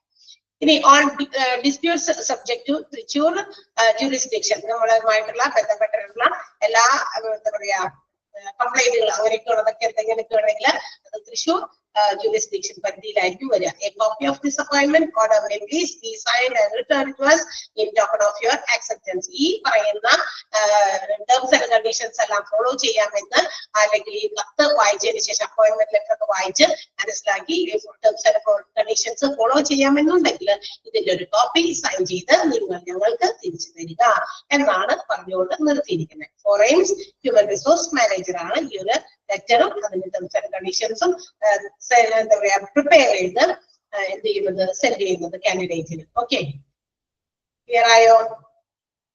ഒക്കെ നമ്മൾ ഇപ്പൊ 3 പ്രാവശ്യം വായിക്കണേ അല്ലെ. ഈ ഒന്നാമത് പറഞ്ഞ ടേംസ് ആൻഡ് കണ്ടീഷൻസും ഈ പറഞ്ഞ ലാസ്റ്റ് പറഞ്ഞ ടേംസ് ആൻഡ് കണ്ടീഷൻസും സിമിലർ ആണ്, എല്ലാം ഒരുപോലെയാണ്. അതേസമയം ഇടയിൽ കുറെ ജനറൽ ടേംസ് ഓഫ് എംപ്ലോയ്മെന്റിന്റെ പറഞ്ഞില്ലേ, എംപ്ലോയ്മെന്റിന്റെ ടേംസ് ആൻഡ് കണ്ടീഷൻസിലാണ് 1-2 വ്യത്യാസം ഉണ്ടായുള്ളൂ, ബാക്കിയെല്ലാം സെയിം ആണ്. ഇനി ആൻഡ് നമ്മൾ കഴിഞ്ഞ ക്ലാസ്സിൽ അല്ലെങ്കിൽ കുറച്ച് മുമ്പൊക്കെ നമ്മൾ പറഞ്ഞ കാര്യമാണ് പ്രൊബേഷൻ പീരീഡ് അല്ലെ. പ്രൊബേഷൻ പീരീഡ് എന്താന്ന് പറഞ്ഞില്ലേ, എന്താ പ്രൊബേഷൻ പീരീഡ് എന്ന് പറയുന്നത്? അതായത് നമ്മളൊരു അപ്പോയിന്റ്മെന്റ് ഓർഡർ കിട്ടി, നമ്മൾ ജോയിൻ ചെയ്തു അല്ലെ. അത് ചിലപ്പോ ആ ഒരു അപ്പോയിന്റ്മെന്റ് ഓർഡർ കിട്ടി for a period of some weeks or some months or may be a year. അത് ചില എംപ്ലോയ്മെന്റിനെ ആസ്പദമാക്കിയാണ്. അപ്പൊ ടീച്ചേഴ്സിനൊക്കെ ആണെങ്കിൽ പ്രൊബേഷൻ പീരീഡ് 1 ഇയർ ഒക്കെ വരാറുണ്ട്, 1 ഇയർ ചിലതൊക്കെ 2 ഇയർ ഒക്കെ വരുന്നുണ്ട്. അപ്പൊ അവരെ മോണിറ്റർ ചെയ്യാൻ വേണ്ടിയിട്ടാണ്, അവരുടെ പെർഫോമൻസ് എന്താ പറയാ സൂപ്പർവൈസ് ചെയ്യാൻ വേണ്ടിയിട്ടാണ്. ആ ഒരു ടൈമാണ് അവരെ ഇനീഷ്യലി, അതായത് തുടക്കം മുതൽ അവസാനം വരെ അവരെ വളരെ എന്താ പറയാ അടുത്ത് അവരെ നോക്കി അവരുടെ പെർഫോമൻസുകളൊക്കെ മോണിറ്റർ ചെയ്യാൻ വേണ്ടി കൊടുക്കുന്ന ഒരു പീരീഡ്. അതിന്റെ അനുസരിച്ചിട്ടാണ് കൺഫർമേഷൻ ഓഫ് അപ്പോയിന്റ്മെന്റ് കൊടുക്കുക. ആ ഒരു അപ്പോയിന്റ്മെന്റ് കൺഫേം ചെയ്യാൻ വേണ്ടി ക്ലോസ്ലി നമ്മൾ ഒരു എന്താ പറയാ കാൻഡിഡേറ്റിനെ അല്ലെങ്കിൽ ജോലിക്ക് കയറുന്ന എംപ്ലോയീസിനെ നമ്മൾ മോണിറ്റർ ചെയ്യുന്നു. ആര് മോണിറ്റർ ചെയ്യും? By the management for evaluating their performance. അവരുടെ ആ ജോലിയുടെ പെർഫോമൻസ് എത്രത്തോളം ഉണ്ടെന്ന് ഇവാലുവേറ്റ് ചെയ്യാൻ വേണ്ടി വളരെ ക്ലോസ് ആയിട്ട് സൂപ്പർവൈസ് ചെയ്ത് അവർ അപ്പോയിന്റ്മെന്റ് കൺഫേം ചെയ്യണോ എന്നൊക്കെ വേണ്ടിയിട്ട് അത് നോക്കാൻ വേണ്ടിയിട്ടുള്ള ഒരു കൊടുക്കുന്ന ഒരു ഷോർട്ട് പീരീഡ് ആണ് എന്ന് വിളിക്കാം, പ്രൊബേഷൻ പീരീഡ് എന്ന് വിളിക്കാം. സാലറി ഉണ്ടാവും പക്ഷെ ആ ഒരു ഫിക്സഡ് സാലറിയിലേക്ക് എത്തിയിട്ടുണ്ടാവില്ല. ഓക്കെ, ഒരു കൺസോളിഡേറ്റഡ് ഒരു സാലറി പറയുന്നുണ്ടല്ലോ, അവിടേക്ക് എത്തിയിട്ടുണ്ടാവില്ല. അപ്പൊ ആ ഒരു പീരീഡിൽ അവര് അത് പറഞ്ഞിട്ടുണ്ടായിരിക്കും ഇത്ര സാലറിയാണ്. പിന്നീട് ഉണ്ടാകുന്ന നമ്മളുടെ ഇവാലുവേഷൻ ഒക്കെ ശേഷം നമ്മളുടെ പ്രൊബേഷൻ പീരീഡ് ഒക്കെ കഴിഞ്ഞു കഴിയുമ്പോൾ പെർഫോമൻസിന്റെ ലെവല് നോക്കി അതനുസരിച്ച് ഇൻക്രിമെന്റ് കൊടുക്കും. ഓക്കെ, അപ്പൊ അതൊക്കെ അവരുടെ ഇതിനകത്ത് പറഞ്ഞിട്ടുണ്ടായിരിക്കും. വരുമ്പോ അതെല്ലാ ഓർഗനൈസേഷനും ഒരേപോലെയല്ല, പല രീതിയിലായിരിക്കും അവർ ഡിസൈഡ് ചെയ്യുക. അത് ഡിപ്പെൻഡ്സ് അപ്പോൺ ദ ഓർഗനൈസേഷൻ. അതെന്ന് പറഞ്ഞ ഈ ഓർഗനൈസേഷന് എല്ലാ ഓർഗനൈസേഷനും അവര് എംപ്ലോയീസ് ഫോളോ ചെയ്യുന്നതായിട്ടുള്ള എല്ലാ കാര്യങ്ങളും നിയമങ്ങളും രീതികളൊക്കെ ഒരുപോലെയല്ല, എല്ലാം കസ്റ്റമൈസ്ഡ് ആണ്. ചില ഹോസ്പിറ്റൽസ് ഇത്രയൊക്കെ സാലറി നഴ്സസിനൊക്കെ ഓഫർ ചെയ്യുന്നു, അതൊക്കെ അവരുടെ ആ ഒരു ഇത് വെച്ചിട്ട്. അതേസമയം മറ്റൊരു ഹോസ്പിറ്റലിൽ ചിലപ്പോൾ വേറെ രീതിയിലായിരിക്കാം, അവിടെ അവരുടേതായ കസ്റ്റമൈസ്ഡ് രീതിയുണ്ട്. അവരുടെ നഴ്സുമാരൊക്കെ എത്ര മണിക്ക് വരണം, അവിടെ എത്രയൊക്കെയാണ് ഓരോരുത്തർക്ക് കൊടുക്കുന്ന സാലറി, ഇനി അവർ ഓരോ വർഷം കഴിയുമ്പോൾ എത്ര ഇൻക്രിമെന്റ് കൊടുക്കും, അത് കസ്റ്റമൈസ്ഡ് ആണ്. ഓരോരുത്തർക്കും അവരുടേതായ രീതിയിൽ അത് ചെയ്യാൻ പറ്റും. ഓക്കെ, അപ്പൊ നമ്മള് ക്ലോസ് 5-ലില്ലേ പറഞ്ഞില്ലേ ടേംസ് ആൻഡ് കണ്ടീഷൻസിൽ എവിടെ ഉണ്ടല്ലോ ക്ലോസ് 5 എന്താ പറഞ്ഞത്? You will be on a probation period of 6 months from the date of joining. അവിടെ പറഞ്ഞല്ലോ, അതിനുശേഷം ഇവാലുവേറ്റ് ചെയ്തതിനു ശേഷമാണ് നമ്മളെ കൺഫേം ചെയ്യുക. അവിടെ പറഞ്ഞതുപോലെ തന്നെ അപ്പോയിന്റ്മെന്റ് ഓർഡറിൽ എന്ത് ചെയ്യണം? നമ്മുടെ പീരീഡ് പ്രൊബേഷൻ പീരീഡ് ഇത്ര മാസമാണ്, 6 months ആണ് ഡേറ്റ് ഓഫ് ജോയിനിങ് മുതൽ. ആ 6 months ആ പ്രൊബേഷൻ പീരീഡ് കംപ്ലീറ്റ് ചെയ്ത് കഴിഞ്ഞാൽ എന്താ HR മാനേജേഴ്സ് അല്ലെങ്കിൽ HR പോളിസി പ്രകാരം HR മാനേജേഴ്സ് നമ്മുടെ പെർഫോമൻസ് നമ്മുടെ സർവീസ് ഒക്കെ എന്ത് ചെയ്യും? ഇവാലുവേറ്റ് ചെയ്യും.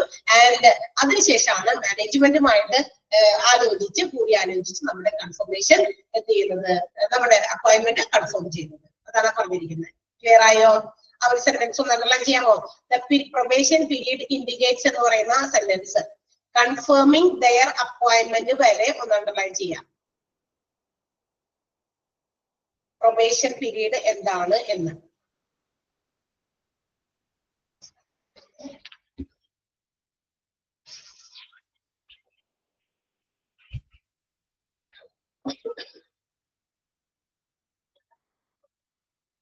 അണ്ടർലൈൻ ചെയ്തോ? പിന്നെ അണ്ടർലൈൻ ചെയ്യേണ്ടതേ ഇത് ഓൺ കംപ്ലീഷൻ ഓഫ് 6 months നമ്മുടെ പെർഫോമൻസ് പ്രൊബേഷൻ പീരീഡിൽ അത് കംപ്ലീറ്റ് ചെയ്ത് കഴിഞ്ഞു കഴിഞ്ഞാൽ HR പോളിസി പ്രകാരം നമ്മളുടെ പെർഫോമൻസ് വിലയിരുത്തുന്നു. എന്നിട്ട് മാനേജ്മെന്റിന്റെ ഡിസ്ക്രിപ്ഷൻ എന്താ താല്പര്യപ്രകാരം നമ്മളുടെ അപ്പോയിന്റ്മെന്റ് കൺഫേം ചെയ്യും. ആ സെന്റൻസും അണ്ടർലൈൻ ചെയ്യാം. This one.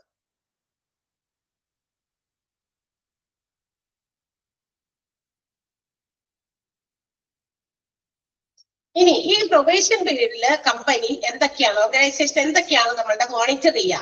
നമ്മൾ എന്തൊക്കെ അവര് പരിശോധിക്കും, സൂപ്പർവൈസ് ചെയ്യും, capability to undertake one task അല്ലെ, നമ്മളുടെ ജോലി നമ്മൾ എത്രത്തോളം ആ ഒരു ജോലി ചെയ്യാനുള്ള കഴിവുള്ള ആളാണ് എന്ന് നോക്കും. പിന്നെ നമ്മുടെ attitude, capability, leadership, team work, documentation, interaction with the colleagues, നമ്മുടെ സഹപ്രവർത്തകരുമായിട്ടുള്ള നമ്മുടെ interaction, subordination with the superiors, നമ്മൾ താഴെ തട്ടിലുള്ള ജോലിക്കാരാണെങ്കിൽ സുപ്പീരിയേഴ്സുമായിട്ടുള്ള നമ്മുടെ ബന്ധം, ഇതെല്ലാം തന്നെ ഒറ്റ സ്ട്രെസ്സില് എല്ലാം വിലയിരുത്തും, എല്ലാം നോക്കും, എല്ലാം പരിശോധിക്കും. ഓക്കെ, അപ്പൊ എന്തൊക്കെയാണ് അവരുടെ നമ്മളുടെ ഡ്യൂറേഷൻ പീരീഡിൽ നമ്മളുടെ മോണിറ്റർ ചെയ്യാന്നുള്ളത്, അത് അവിടെ തുടങ്ങി ആ ഫുൾ സ്വിംഗ് വരെ ഒന്ന് അനലൈസ് ചെയ്യാം. During the probation period, company monitors your capability to undertake a given task.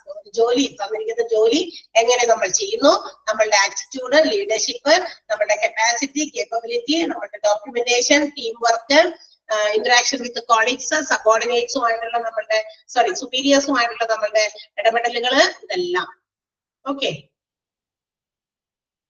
ഇനി ഇഫ് ദ മാനേജ്മെന്റ് ഫീൽസ്, ഈ പറയുന്ന കാര്യങ്ങളെല്ലാം തന്നെ അവര് മോണിറ്റർ ചെയ്ത് നമുക്ക് തന്നിരിക്കുന്ന ജോലിയൊക്കെ നമ്മൾ കൃത്യമായിട്ടൊക്കെ ചെയ്യുകയാണെങ്കിൽ there will be a bright career waiting for us അല്ലെ, നമുക്ക് വേണ്ടി ഒരു നല്ല കരിയർ നമുക്ക് വേണ്ടി അവിടെ വെയിറ്റ് ചെയ്തിരിക്കുന്നതായിരിക്കും. എങ്ങനെ, ഇതെല്ലാം ഇതിലെല്ലാം അവര് സാറ്റിസ്ഫൈഡ് ആണെങ്കിൽ, ഈ പറയുന്ന കാര്യമൊക്കെ അവർ മോണിറ്റർ ചെയ്യും, ഇതിലെല്ലാം അവര് സാറ്റിസ്ഫൈഡ് ആണ്, ആര് മാനേജ്മെന്റ് സംതൃപ്തരാണെങ്കിൽ നമ്മെ കാത്തിരിക്കുന്നത് ഒരു നല്ല കരിയർ, നമ്മളുടെ ഒരു നല്ല ജോലി സാധ്യതകളും അല്ലെങ്കിൽ ജോലിയുടേതായ ചില ബെനിഫിറ്റുകളാണ് നമ്മളെ കാത്ത് ഇരിക്കുന്നതെന്നാണ് പറഞ്ഞത്. ക്ലിയറായോ? അപ്പോ ഒരു ഫൈനൽ അസസ്മെന്റ്, ഒരു കാൻഡിഡേറ്റിനെ ഫൈനലായിട്ട് അസസ് ചെയ്യുന്നതിന് വേണ്ട ചില കാര്യങ്ങൾ കൂടി എന്താ പറയാ അവിടെ പറയുന്നുണ്ട്. അതായത് ഫൈനൽ അസസ്മെന്റ് നടത്തുന്നത് ഏതിന്റെയൊക്കെ അടിസ്ഥാനത്തിലാണ്? Confirmation of the job confirm ചെയ്യുന്നത്, നമുക്ക് പ്രൊമോഷൻസ് തരുന്നത്, പിന്നെ നമ്മുടെ സാലറിയിൽ ഇൻക്രിമെന്റ് വരാം, പിന്നെ നമ്മളുടെ പ്രൊബേഷൻ പീരീഡ് കൂട്ടണോ കുറയ്ക്കണോ, അത് എക്സ്റ്റൻഷൻ, അതായത് പെർഫോമൻസ് ഓക്കെ അല്ലെങ്കിൽ ചിലപ്പോൾ പ്രൊബേഷൻ പീരീഡ് കൂട്ടാം, ചിലപ്പോ തിരിച്ചു തന്നെ വിടാം. അപ്പൊ ഇതൊക്കെ നമ്മുടെ ഈ അസസ്മെന്റിനകത്ത് വരുന്ന കാര്യങ്ങളാണ്. അപ്പൊ മോണിറ്ററിങ് ചെയ്യുന്നു, ആ കാൻഡിഡേറ്റിനെ വിലയിരുത്തി കഴിഞ്ഞാൽ ഈ പറയുന്ന കാര്യങ്ങളും കൺഫേം ചെയ്യുന്നു. അതോടൊപ്പം തന്നെ എന്താ കൺഫേം ചെയ്യുന്നത്? ഒന്ന്, നല്ല ഓക്കെ ആണ്, കറക്റ്റ് ആണ്, പെർഫെക്റ്റ് ആണ് ആ ഒരാള്, ശരി, അപ്പൊ നിങ്ങളുടെ ജോലി കൺഫേം ചെയ്തിരിക്കുന്നു, നീ ഓക്കെ ആണ്, നീ ഇന്ന് സ്ഥിരമായി പെർമനന്റ്. അടുത്തത് ചിലപ്പോ നിനക്ക് ഇത് മാത്രം ചെയ്ത് പറയാം, നിനക്ക് കുറച്ചുകൂടി നല്ല കഴിവുണ്ട്, നമ്മൾ വിചാരിച്ചതിനേക്കാൾ കൂടുതൽ കഴിവുണ്ട്, അപ്പൊ എന്ത് ചെയ്യുന്നു, പ്രൊബേഷൻ എന്താ പറയാ പ്രൊബേഷൻ പീരീഡ് കഴിയുമ്പോൾ തന്നെ നിനക്ക് പ്രൊമോഷനും കിട്ടാൻ സാധ്യതയുണ്ട്. ഓക്കെ, അതാണ് പറഞ്ഞേക്കുന്നത്. പിന്നെ ചിലപ്പോ അവർ സാറ്റിസ്ഫൈഡ് ആണെങ്കിൽ പ്രൊമോഷന് പകരം സാലറി കൂട്ടി കൊടുക്കുന്നു, സാലറി ഇൻക്രിമെന്റ്, ഇതിനോട് ഇത്രയാണ് പറഞ്ഞ സാലറി, പക്ഷെ നിന്റെ പ്രൊബേഷൻ പീരീഡിൽ നീ എന്ത് ചെയ്തിരിക്കുന്നു, നമ്മളെ വളരെയധികം എന്താ പറയാ സന്തോഷിപ്പിച്ചിരിക്കുന്നു, നിന്റെ ടാലന്റ് നമ്മൾ കണ്ടു, ഓക്കെ, നിനക്ക് ഇത്രയാണ് പറഞ്ഞ ഓഫർ ചെയ്ത് തരുന്ന സാലറി, നമ്മൾ അതല്ല ഇതാണ് തരുന്നത് എന്ന് പറഞ്ഞ് കൂട്ടിക്കൊടുക്കാം. അതേസമയം ചിലപ്പോഴും നമ്മുടെ പെർഫോമൻസ് അവർ ഉദ്ദേശിച്ച രീതിയിൽ എത്തിയില്ല, അപ്പൊ നമുക്ക് എന്തുവരും, നമ്മുടെ പ്രൊബേഷൻ പീരീഡ് കൂട്ടും. 6 മാസമല്ലേ പ്രൊബേഷൻ വന്നാൽ പറ്റൂല, അടുത്ത 6 മാസം കൂടി പോകട്ടെ, നിന്റെ പ്രൊബേഷൻ പീരീഡ് ആയിരിക്കാം, സ്ഥിരമായിട്ടില്ല, ഇനിയും നീ പുരോഗമിക്കാനുണ്ട്. ചിലപ്പോൾ അവിടേക്കൊന്നും എത്തിയിട്ടില്ല, തീരെ അടുത്ത് പോലെ എത്തിയിട്ടില്ല, ആവറേജ് പോലും എത്തിയില്ല എങ്കിൽ ചിലപ്പോൾ നമ്മുടെ ജോലിക്ക് തിരിച്ചുവിടാനും സാധ്യതയുണ്ട്. അപ്പൊ ഇത്തരം കാര്യങ്ങൾ ഫൈനൽ അസസ്മെന്റ് കൊണ്ട് നടക്കുന്നതാണ്. ആ 5 പോയിന്റ് ഒന്ന് അണ്ടർലൈൻ ചെയ്ത് കേട്ടോ, ടിക്കറ്റോ എന്തെങ്കിലും ചെയ്യാം. ഇതാണ് ചോദ്യം. Final assessment of staff professionally evaluated through a performance appraisal for confirming dash. എന്ത് കൺഫേം ചെയ്യാനാണ് ഫൈനൽ അസസ്മെന്റുകൾ ഇതുപോലെ ചെയ്യുന്നത്? അപ്പൊ confirmation of job, confirmation of promotion ആയിരിക്കും, confirmation of salary increment, confirmation of extension of probation period, പിന്നെ ടെർമിനേഷൻ, ഈ പറയുന്ന കാര്യങ്ങൾ.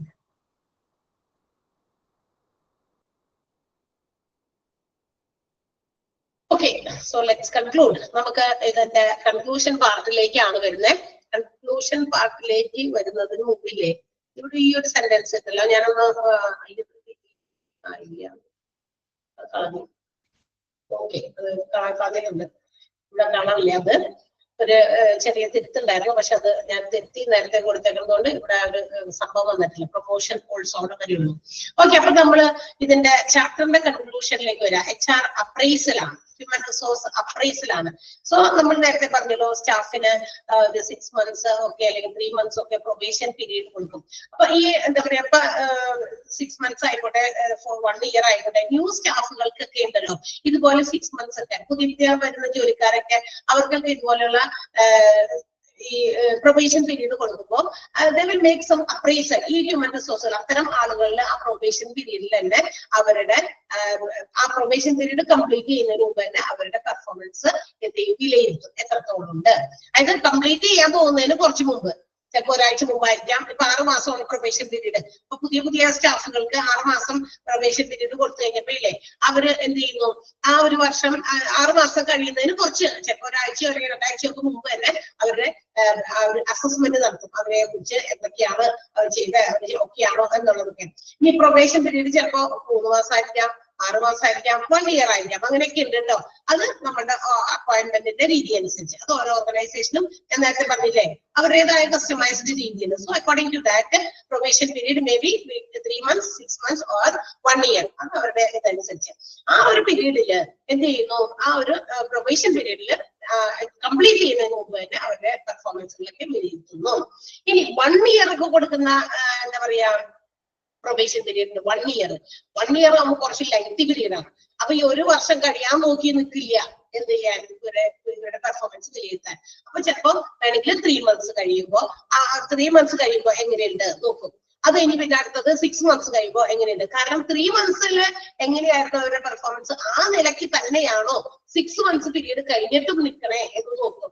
കാരണം അന്ന് വലിയ മാറ്റമൊന്നുമില്ല. ഇത് അത്രയൊന്നും മാറാനൊന്നും പോണില്ല. 1 year വരെ നമ്മൾ നോക്കി വെറുതെ നമ്മളുടെ സാലറി കൊടുത്ത് കാശ് കളഞ്ഞ് നിൽക്കേണ്ട ആവശ്യമില്ല. അങ്ങനെയുള്ള ചില തീരുമാനങ്ങൾ എടുക്കാണ്.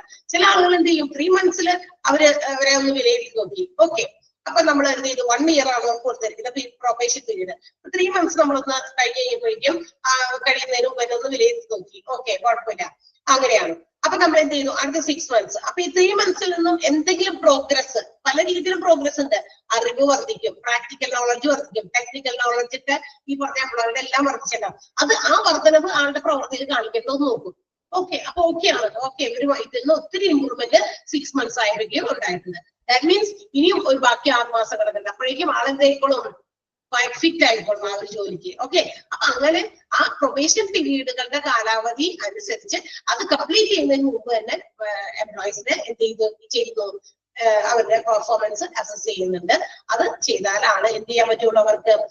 അതിന്റെ റിസൾട്ട് ചിലപ്പോൾ പോസിറ്റീവ് ആയിരിക്കും, നെഗറ്റീവ് ആയിരിക്കും അല്ലെ. ഈ പെർഫോമൻസ് അപ്രൈസ് ചെയ്യുമ്പോൾ പോസിറ്റീവ് റിസൾട്ട് ഉണ്ടായിരിക്കും. ഓക്കെ, നമ്മൾ ഇവരൊക്കെ ഓക്കെയാണ്, ഫിറ്റ് ആണ്.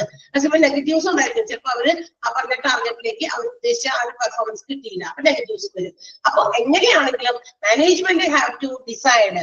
അവര് ഈ പറയുന്ന അപ്രൈസൽസ് നടത്തിയിട്ടാണ് ഡിസിഷൻസ് എടുക്കുക, whether to confirm the appointment confirm ചെയ്യണോ, അതല്ലെങ്കിൽ സ്പെഷ്യൽ ആയിട്ടുള്ള എന്തെങ്കിലും സാലറി ഇൻക്രിമെന്റ് കൊടുക്കണോ, അല്ലെങ്കിൽ മറ്റേതെങ്കിലും തരത്തിലുള്ള പ്രൊമോഷൻ കൊടുക്കണോ. All these will be taken, decisions will be taken by the management according to the appraisal. അപ്പൊ ഹ്യൂമൻ റിസോഴ്സ് അപ്രൈസൽ നടത്തിയിട്ടാണ് മാനേജ്മെന്റ് ഇത്തരം തീരുമാനങ്ങളൊക്കെ എടുക്കുക.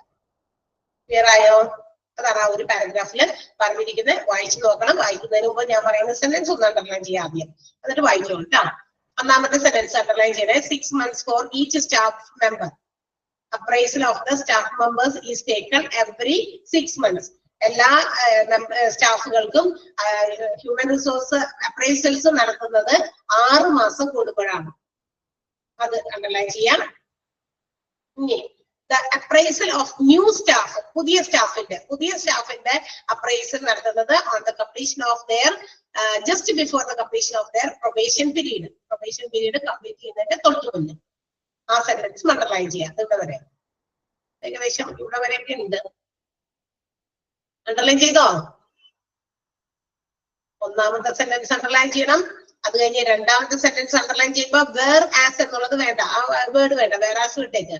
അത് കഴിഞ്ഞിട്ട് വീണ്ടും പ്രൊബേഷൻ പീരീഡ് 3 മാസമാകാം, 6 മാസമാകാം, ഓക്കെ, 1 വർഷമാകാം. അത് അണ്ടർലൈൻ ചെയ്യാം. ആ സെന്റൻസ് അണ്ടർലൈൻ ചെയ്യാം. അതുകൊണ്ട് വരെ അപ്പോയിന്റ്മെന്റ് ഓർഡർ വരെ.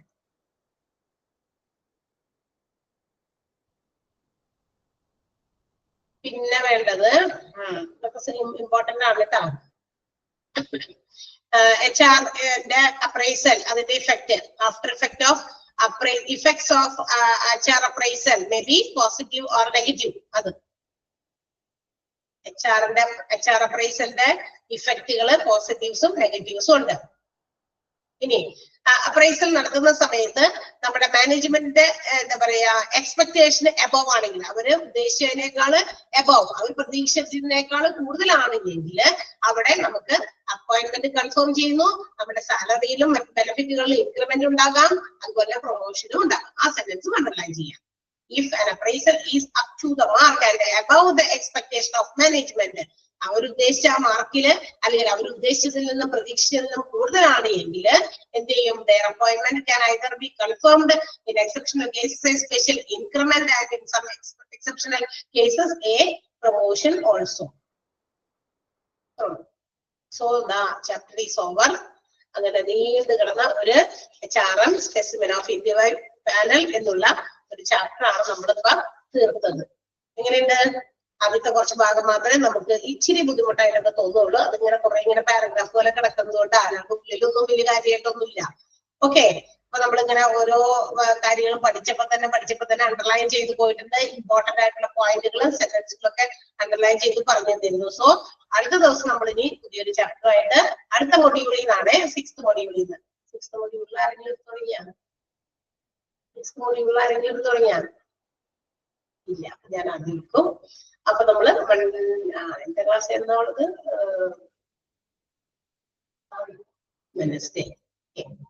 വെനസ്ഡേ ഫ്രൈഡേ ആണ്. സിക്സ്ത് മൊഡ്യൂളിൽ ഞാൻ തരാം. ഓക്കെ, ഷെയർ ചെയ്യാം കേട്ടാ. അപ്പൊ ഇതൊന്ന് നന്നായിട്ട് വായിച്ചു നോക്കി ആ ലെറ്റേഴ്സും അതിന്റെ ടേംസിന്റെ കണ്ടീഷൻസ് ഒക്കെ നന്നായിട്ട് വായിച്ചൊക്കെ മനസ്സിലാക്കി വെച്ചോട്ടാ. നമുക്ക് ഉപകാരപ്പെടുത്തണം. അങ്ങനെയാണ്. ഓക്കെ, നാളെ ക്ലാസ് ഇല്ലടാ, നാളെ ക്ലാസ് ഇല്ല. കഴിഞ്ഞ ആഴ്ചയിൽ നമ്മൾ എന്താ ക്ലാസ് എടുത്തേ?